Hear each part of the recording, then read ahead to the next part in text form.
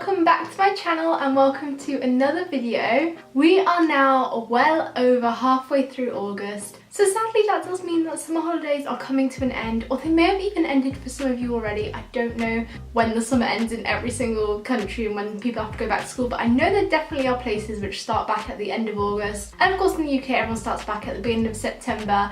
So I thought it was time to start my back to school series for this year. I thought I would kickstart that with a little sort of school/uni Q&A, as I am actually heading to uni in September as well. I did also open it up for any kind of uni questions that you might have too, and let's get straight into this video and straight into the questions. I of course also forgot to put my phone on charge, so I've now got it connected to a little portable charger. Hopefully it will last, because it, oh god, nearly dropped it. I've not used this charger before, so hopefully it's a good one. My phone was on 1%, so I desperately need it to be working. So the first question comes from Zizi, and that is, if you could change one thing about school or just the whole education system, what would it be? Also so excited to watch the vid once it's up. Hope you enjoy the video, Zizi, and thank you for your question. I think, see, that's a hard one because there's so many different aspects to the school or education system. But I would maybe say the age at which you choose to limit your subjects, because you have to choose what you want to do. Well, in the UK anyway, obviously it's not the same for every school educational system, but you have to choose at the age of, is it 14, 15, you already have to start to narrow down your subjects. I still don't know what I want to do now, and I'm 19 now, and I still have like no idea whatsoever. I feel like at this point you either get two extremes of people: those people who've always known what they want to do or have some kind of clear mind of the exact career or exact pathway that they want to go down, then others like me who literally have not a clue at all. So already having to limit your subjects at that age, I know you don't have to limit them that much, but it can still majorly affect then what you can choose to do for the sixth form and the following years. So I'd maybe change the point at which you have to make that choice, or maybe even for GCSEs make it less limiting. I don't know, I guess you can add more subjects, but something to do with when you have to limit subjects, I'd change that maybe, because honestly at that age most people really have no idea what they want to do and what they want to choose. The next question comes from Britt, and hers is, when you go to school, do you wake up in the morning to do a full makeup routine? I've now finished school. I've been off school for the last year, but when I did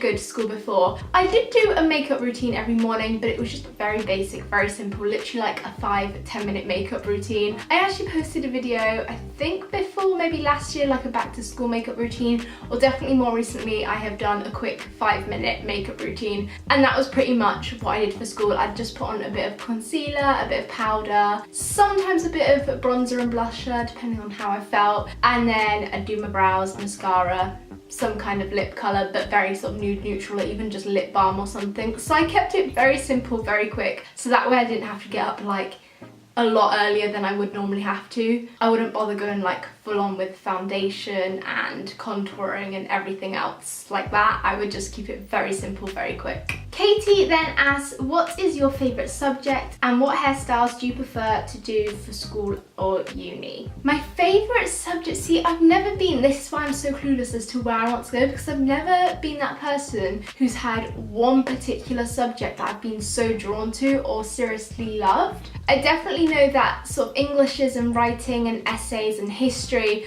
are subjects that I didn't like.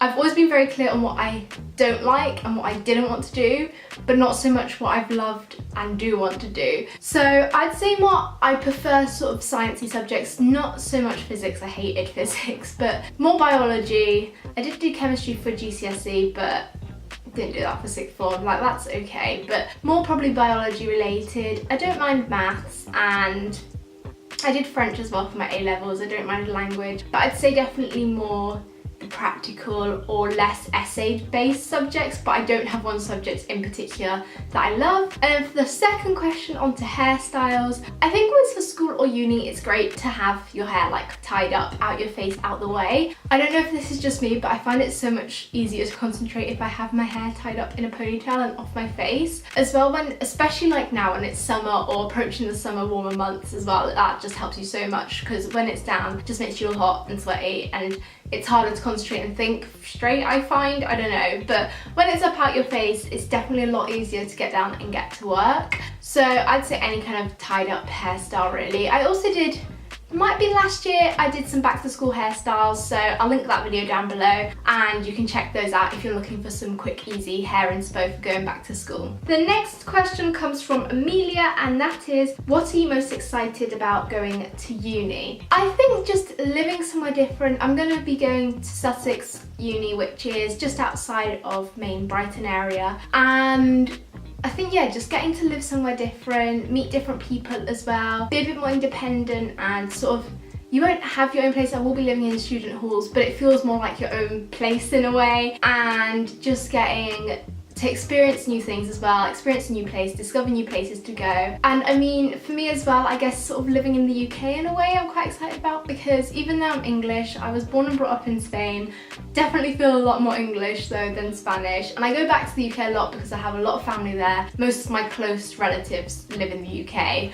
so I often go back there. It does feel like my second home in a way, but I've never actually experienced living there as well, so I think I'm quite interested to see what that will be like too. Han has then asked, your favourite subject that you ever studied, could be from secondary school or A-level or uni, etc. So I've kind of answered this one in a way already. As I did say, I never had a set subject that I liked, but as I was saying before, I guess sort of my A-levels, I took 4 in the first place for AS and then limited it down to 3 in the end, so they're kind of more the subject areas that I had bigger interest. For my first 4 subjects, for my first year of A-levels, I did biology, maths, geography and French. Almost forgot what I actually did there then. And then I dropped geography for the second year to carry on with the other 3. So it's kind of in that subject area, but like I said before, I don't have one particular subject that really stands out or was my favourite. And also, she does ask about then uni as well. Like, I'm actually going to study psychology, so I guess that sort of ties in with the biology and maths. But I've never done psychology before, never studied at A-level or at any kind of level before, so hopefully I will enjoy it and hopefully I'll actually like the course at uni. But as I am more sort of into maths and biology, then I feel like it should hopefully be a right kind of choice of course for me. And the final question comes from Becky, and that is, are grades important in the end? I would say in terms of grades, obviously if you do amazing, that's great. If you don't do so well, then the educational system just isn't for you. There's so many other options out there. School really drills it into that you've got to do exams at this time, get good grades, then go on to uni, then go on to work.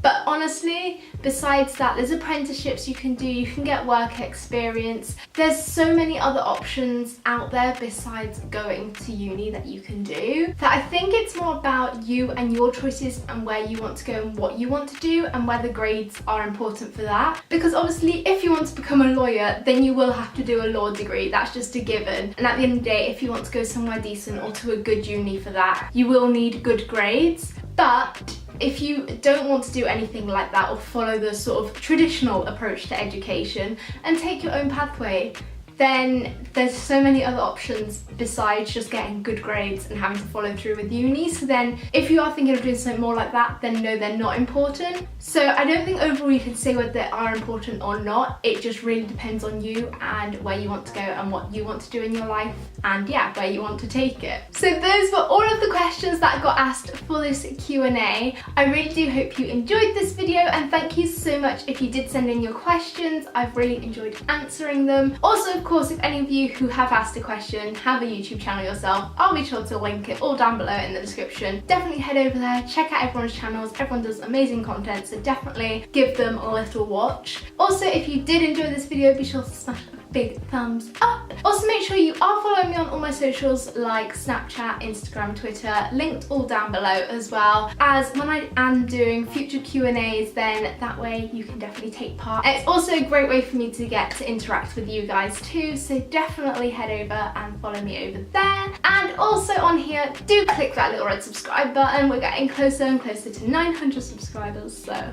let's try and smash that. I'd love it if you could click on that button. And also don't forget to tap on the notifications bell so that you're notified whenever I upload, which at the moment is every Wednesday and Sunday. And I'll be sure to see you on Sunday with a brand new video. Bye!